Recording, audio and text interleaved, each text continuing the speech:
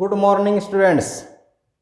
आज हम प्रश्नावली 11 समरूपता पढ़ेंगे। तो सबसे पहले हम ये देखते हैं कि समरूपता होती क्या है।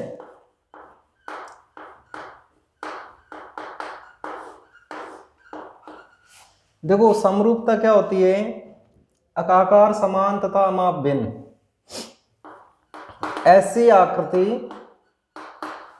आकृति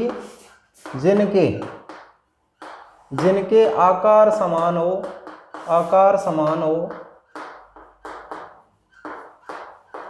तथा आमाप भिन्न भिन्न हो।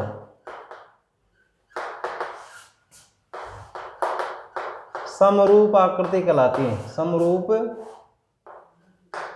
आकृति कहलाती है तथा इस नियम को समरूपता कहते हैं। जैसे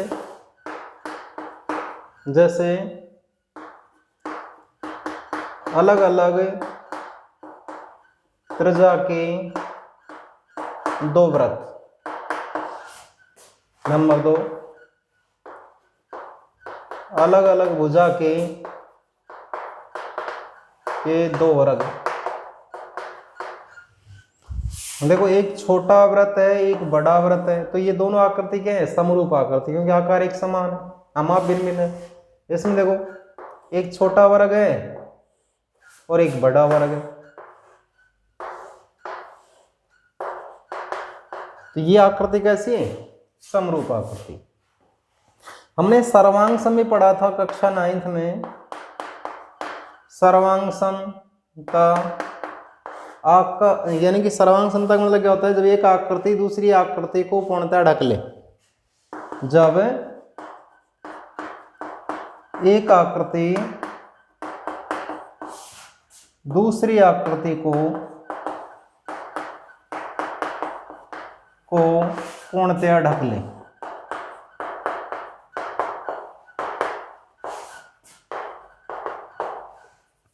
तो वे आकृति सर्वांग सम आकृति कहलाती है।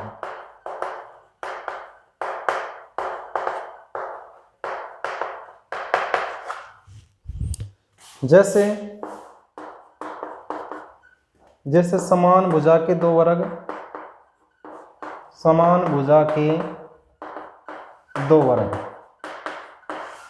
त्रिज्या के दो वृत्त। तो यहां पर हमें समरूपता पढ़नी है। तो समरूपता के नियम, तो समरूप त्रिभुज, सबसे पहले हम ये देखें समरूप त्रिभुज। तो समरूप त्रिभुज क्या होते हैं?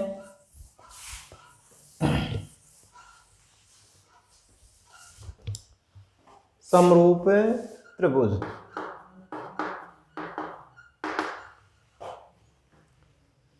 जब दो त्रिभुजों में संगत भुजाएं समानुपाती हो तथा संगत कोण बराबर हो, तो वे दोनों त्रिभुज क्या होते हैं? समरूप होते हैं। जब दो त्रिभुजों में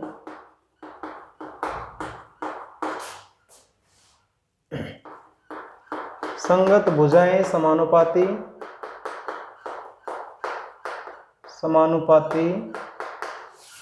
तथा संगत कोण बराबर हो, तो दोनों त्रिभुज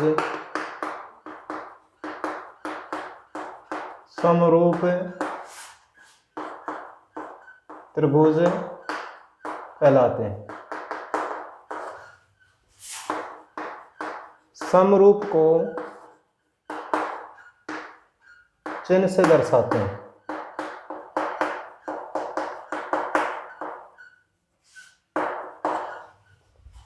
अब समरूपता के नियम, समरूप त्रिभुजों के नियम। समरूपता के नियम नंबर 1 है ट्रिपल एस नियम, या हम इसको ये कहें भुजा भुजा भुजा नियम। एक त्रिभुज की तीनों भुजाएं दूसरे त्रिभुज की संगत तीनों भुजाओं के समानुपाती हो तो दोनों त्रिभुज क्या होंगे, समरूप होंगे। दूसरा नियम है ट्रिपल ए नियम, या हम ये कहें कोण कोण कोण नियम। एक त्रिभुज के तीनों कोण दूसरे त्रिभुज के संगत तीनों कोणों के बराबर हो तो दोनों त्रिभुज क्या होते हैं, समरूप होते हैं। इसके बाद तीसरा नियम है एस नियम, या हम ये कहें भुजा कोण भुजा नियम।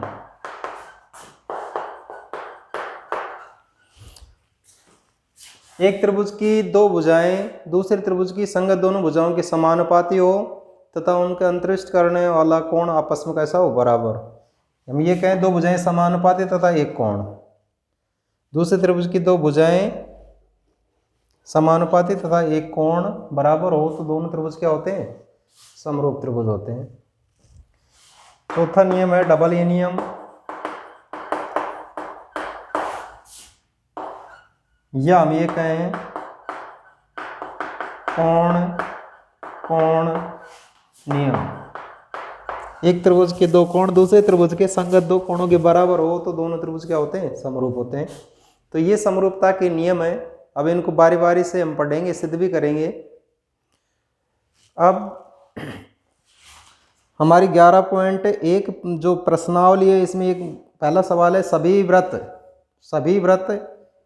व्रतों का आकार एक समान होता है तो इसलिए समरूप होते हैं। सभी वर्ग आकार एक समान होता है, समरूप होते हैं। सभी समबाहु त्रिभुज का आकार भी एक समान होता है इसलिए समबाहु त्रिभुज है।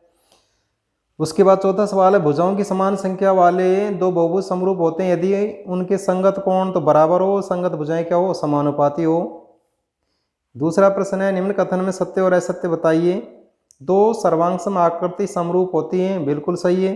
दो सर्वांगसम, देखो सर्वांगसम क्या होती है, जब एक आकृति दूसरी आकृति को पूर्णतः ढक ले इसका आकार एक समान होगा तो समरूप होते हैं। दो समरूप आकृतियां सर्वांगसम होती है क्योंकि समरूप, देखो ये छोटा ये बड़ा, तो एक आकृति दूसरी आकृति को पूर्णतः नहीं ढकेगी इसलिए समरूप आकृतियां सर्वांगसम नहीं होती। इसके बाद दूसरा है दो बहुभुज समरूप होते हैं यदि उनकी संगत भुजाएं समानुपाती। ये गलत है क्योंकि दो बहुभुज समरूप होते हैं यदि उनकी संगत भुजाएं समानुपाती तथा संगत कोण क्या हो, बराबर हो। तो इसलिए यह असत्य कथन हो गया। चौथा सवाल है दो बहुभुज समरूप होते हैं यदि इनकी संगत भुजाएं समानुपाती संगत कोण बराबर हो, बिल्कुल सही है। पांचवा है दो बहुभुज समरूप होते हैं यदि इनकी संगत कोण बराबर हो, गलत है क्योंकि संगत भुजाएं भी समानुपाती होती हैं। इसके बाद तीसरा सवाल है समरूप आकृतियों के कोई दो उदाहरण दीजिए। समरूप आकृति अलग अलग त्रिज्या के दो वृत्त हो गए, अलग अलग भुजा के दो वर्ग हो गए, तो ऐसे आप उदाहरण दे सकते हैं। तो 11.1 प्रश्नावली हमारी कंप्लीट होती है और 11.2 प्रश्नावली पढ़ने से पहले हमें आधारभूत समानुपातिकता प्रमेय या हम ये कहें थेल्स प्रमेय पढ़नी होगी। 11.1 प्रमेय, तो 11.1 प्रमेय हमें पढ़नी है।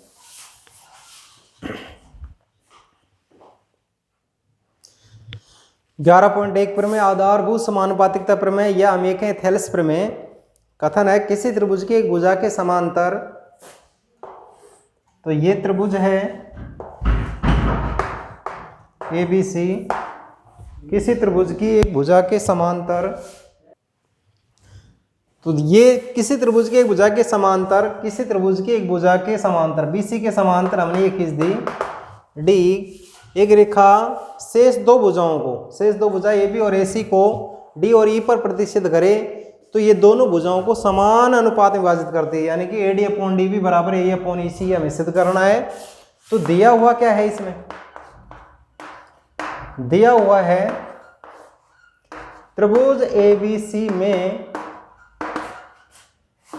DE समांतर है BC, ये तो दिया हुआ है। सिद्ध हमें क्या करना है, सिद्ध करना है AD/DB बराबर है AE/EC, ये हमें सिद्ध करना है। रचना से हम क्या करते हैं, D को C से मिलाएंगे, B को E से मिलाएंगे। रचना से हम क्या करें, बी को ई से तथा सी को डी से मिलाया। और हम क्या करते हैं, यहां से सीधा इसके ऊपर लंब डाल देते हैं और डी से इसके ऊपर लंब डाल देते हैं। ई एफ लंब ए बी तथा डी जी लंब ए सी डाला। ये हमने रचना कर दी, उत्पत्ति। अब हमने कक्षा 9th में एक प्रमेय पढ़ी थी, एक ही आधार और दो समांतर रेखाओं के मध्य स्थित यदि दो त्रिभुज हैं तो उनके क्षेत्रफल आपस में कैसे होते हैं, बराबर। देखो यहाँ पर त्रिभुज BDE और त्रिभुज CDE का उभयनिष्ठ आधार तो D है तथा D समांतर BC के मध्य है, इसलिए इन दोनों का क्षेत्रफल क्या होगा, आपस में बराबर होगा।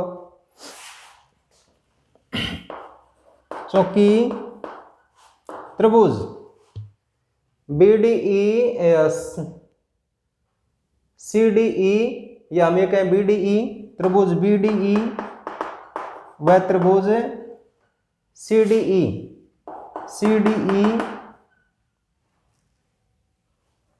का एक ही आधार D तथा DE समांतर BC के मध्य है, इसलिए इन दोनों का क्षेत्रफल, त्रिभुज BDE का क्षेत्रफल और त्रिभुज CDE का क्षेत्रफल आपस में कैसा होगा, बराबर होगा। तो ये हो गया समीकरण नंबर 1। अब यहां पर देखो त्रिभुज है ADE, त्रिभुज ADE और त्रिभुज लेते हैं हम BDE। देखो यहां त्रिभुज BDE की ऊंचाई ये है और त्रिभुज ADE की ऊंचाई है कि उभयनिष्ठ ऊंचाई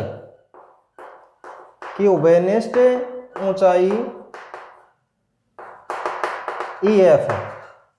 तो इसलिए अगर हम इसका क्षेत्रफल निकालें त्रिभुज ADE का और त्रिभुज BDE का क्षेत्रफल निकालें तो इसका आ जाएगा 1/2, आधार इसका AD हो जाएगा और ऊंचाई इसकी है EF। ऐसे हम इसका क्षेत्रफल निकालें BDE का तो आधार इसका BD यानी 1/2 आधार BD और ऊंचाई क्या हो जाएगी EF। फिर हम क्या करें, इसमें इसका भाग दे दें तो ये देखो ये इससे कट जाएगा, EF से EF भी कट जाएगा और यहां पर आ जाएगा त्रिभुज ADE और त्रिभुज BDE, तो ये आ जाएगा AD में BD। तो ये हो जाएगा हमारा समीकरण नंबर 2। ऐसे दोबारा से देखें त्रिभुज ADE और त्रिभुज CDE में, अब त्रिभुज ADE व त्रिभुज CDE में उभयनिष्ठ ऊंचाई अब की बार DG बन रही है, CDE की ऊंचाई ये बन रही है DG में उभयनिष्ठ ऊंचाई DG है। अब यदि हम दोबारा से ADE का क्षेत्रफल निकालें तो अब की बार क्या बनेगा, 1/2 आधार अब की बार AE आ जाएगा AE और ऊंचाई क्या आ जाएगी DG, ऊंचाई आ जाएगी DG। ऐसे अगर हम CDE का क्षेत्रफल निकालें CDE का तो इसका आधार बनेगा इसी 1/2 आधार इसी और ऊंचाई DG बन जाएगी। फिर हम क्या करें, इसमें इसका भाग दे दें तो इसमें इसका भाग देंगे 1/2 से 1/2 कट जाएगा, DG से DG कट जाएगा, तो यहां पर आ जाएगा ADE और त्रिभुज CDE बराबर यहां आ जाएगा AE में EC। तो ये हो जाएगा हमारा समीकरण नंबर 3। अब यहां पर देखो समीकरण 1 है त्रिभुज BDE का क्षेत्रफल त्रिभुज CDE के क्षेत्रफल के बराबर है, यानी कि जो समीकरण 2 है ना, नीचे हर में क्या है BD, यहाँ भी BD और यहाँ हर क्या है CD। तो देखो हर तो समीकरण 1 से दोनों का बराबर हो गया। अब अंश में क्या है, एडी और एडी है। इसका मतलब समीकरण 1 2 3 से 1 2 व 3 से भाई ये क्षेत्रफल तो आपस में बराबर है, ये इसके बराबर है, ये इसके बराबर है ही, तो ये आपस में बराबर होगा। तो यह आ जाएगा एडी अपॉन में डी बी बराबर ए अपॉन में इसी। और यही हमें क्या करना है, इसमें सिद्ध करना है। इति सिद्धम।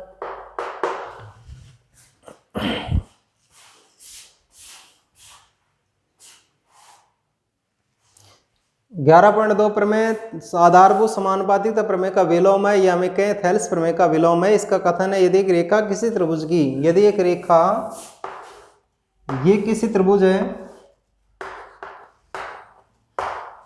यदि एक रेखा किसी त्रिभुज की दो समान अनुपात, क्या कह रहा है, एक रेखा किसी त्रिभुज की दो भुजाओं को समान अनुपात में, तो ये कोई रेखा है डी ई, समान अनुपात में विभाजित करे तो वह तीसरी भुजा के समांतर होती है। हमें डी समांतर बी सी सिद्ध करना है। दिया हुआ क्या है, एक ही अनुपात में विभाजित करती है, यानी कि जो उसमें दिया हुआ था वो इसमें सिद्ध करना है। आधारभूत समानुपातिकता प्रमेय में जो दिया हुआ था वो इसमें सिद्ध करना है, और जो उसमें सिद्ध करना था वो दिया हुआ है। तो दिया हुआ क्या है, त्रिभुज एबीसी में एडी अपॉन में डी बी बराबर है ए अपॉन में ईसी, ये तो दिया हुआ है। सिद्ध हमें क्या करना है, सिद्ध करना है डी ई समांतर बी सी। रचना से हम क्या करते हैं, बिंदु डी से, इस बिंदु से डी से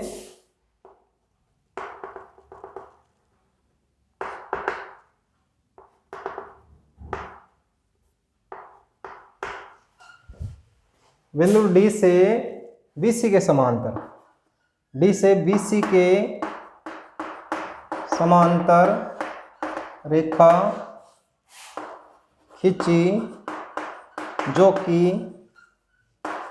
एसी को एफ पर प्रतिच्छेद करती है। उत्पत्ति, क्योंकि त्रिभुज एबीसी में डीएफ समांतर है बीसी, डीएफ समांतर है बीसी। देखो ये किससे, रचना से, रचना से। जब त्रिभुज एबीसी में डीएफ समांतर बीसी है तो इसमें समानुपातिकता प्रमेय लागू हो जाएगी, आधारभूत समानुपातिकता प्रमेय लागू हो जाएगी। अभी थोड़ी देर पहले किया था। तो आधारभूत समानुपातिकता प्रमेय लगाएंगे तो ये आएगा एडी अपॉन में डीबी बराबर ए एफ अपॉन में एफ सी, दिया जाएगा। ये किससे आएगा, थेल्स प्रमेय से। तो ये हो जाएगा समीकरण नंबर 1। परंतु एडी अपॉन में डीबी बराबर है ए अपॉन में ईसी, ये दिया है। तो ये हो गया हमारा समीकरण नंबर 2। अब 1 और 2 से, 1 व 2 से एडी अपॉन डीबी, तो यह आ जाएगा ए एफ अपॉन में एफ सी बराबर ए अपॉन में ई सी। अब हम क्या करेंगे, दोनों पक्षों में एक जोड़ेंगे, तो ए एफ अपॉन में एफ सी प्लस में 1 और यहाँ पर ए अपॉन में ई सी प्लस में 1, इसके बटे में 1 कर देंगे, इसके बटे में 1 कर देंगे, तो एलसीएम क्या आ जाएगा एफ सी, तो ये आ जाएगा ए एफ प्लस में एफ सी। यहाँ पर ई सी, तो यहाँ आ जाएगा ए ई प्लस में ई सी। ए एफ एफ सी मिलकर क्या बन जाएगा, ए सी बटे में एफ सी, और यहाँ भी ए ई प्लस में ई सी मिलकर क्या बन जाएगा, ए ई प्लस में ई सी। ये मिलकर क्या बन जाएगा भाई, यही बनेगा ए सी, तो ये भी ए सी हो जाएगा, ए सी अपॉन में ई सी। अब वज्र गुणा करें तो ए सी गुणा में ई सी बराबर ए सी गुणा में एफ सी, तो ये इससे कट जाएगा, तो ये आ जाएगा ई सी बराबर एफ सी। ये कह रहा है अगर ई सी और एफ सी बराबर है तो ये कब बराबर होंगे, जब एफ की जगह ई हो या ई की जगह एफ, तो यहां पर लिखेंगे ये तब ही संभव है जब एफ की जगह ई हो या ई की जगह एफ हो, अर्थात ई व एफ समपाती। जब एफ की जगह ई आ जाएगा तो डी एफ समांतर क्या था, बीसी, तो इसलिए डी ई समांतर क्या आ जाएगा, बीसी। और यही हमें क्या करना है, इसमें सिद्ध करना है। तो आज के लिए इतना ही, धन्यवाद।